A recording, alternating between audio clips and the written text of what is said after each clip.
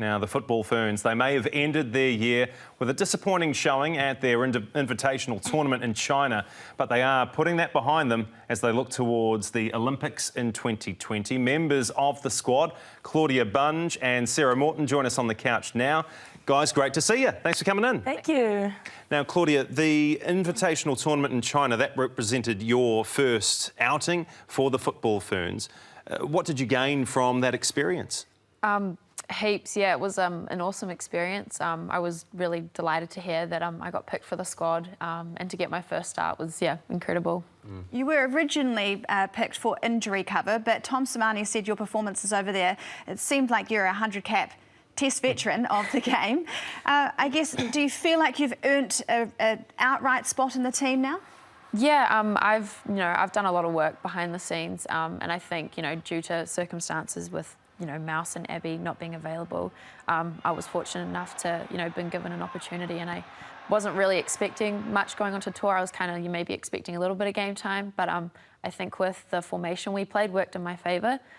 So yeah, I was really stoked to be able to get a start. So yeah, I was really pleased. Sarah, by comparison, you're like a veteran. You're an old timer. You've been around 18 months. Yeah, it's gone quickly. In that time, how have you seen the team, the squad, develop as a whole? And how about your own personal development?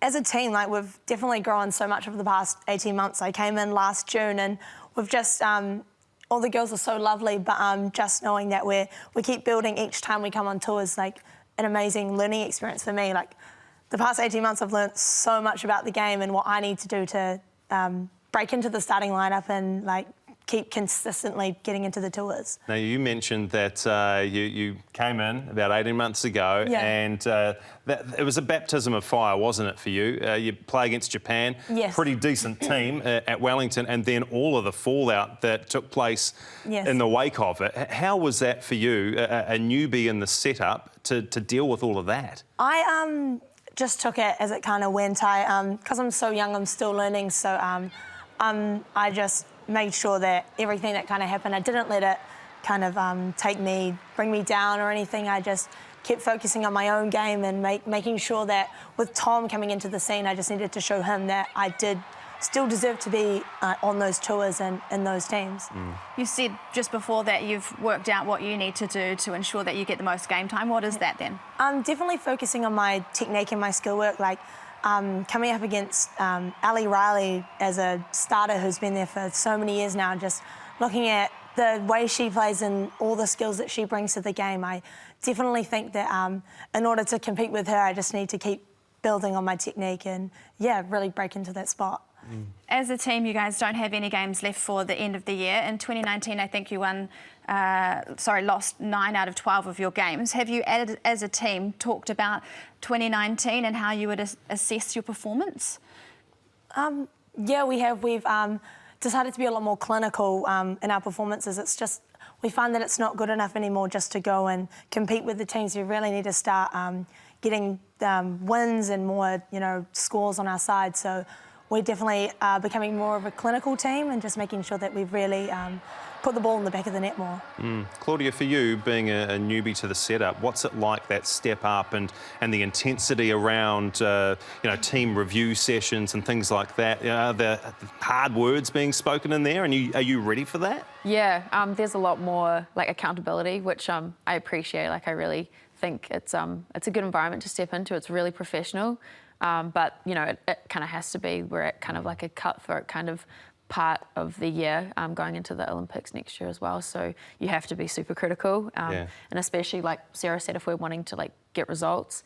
And obviously, we haven't been doing that so much in the past. So you do have to be, quite critical and, Yeah, Sarah, we had high hopes heading into the World Cup. Yes. Winless, unfortunately. Yeah. What happened over there, and what experiences can you take from that? We just, I'm not too sure about that. We just didn't get the results on the day. As a team, we had a really great build-up. We just went into the World Cup, and at the end of the day, it's just who wins and loses. So we are building on that. We review the World Cup and the games constantly, but yeah, we're just looking to improve on our performance next year, especially, and get further than we did at the World Cup. Yeah. Do you think we have enough strike power up front? Because I think there's only been something like 4 goals scored across 2019. Yeah, it's hard. Just coming up against some of the best defenders in the world. Our girls do so well just to keep battling up there, and I know that with the hard work they're constantly putting in, that the goals will start to come, definitely. Claudia, why will the Ferns be a threat at next year's Olympic Games?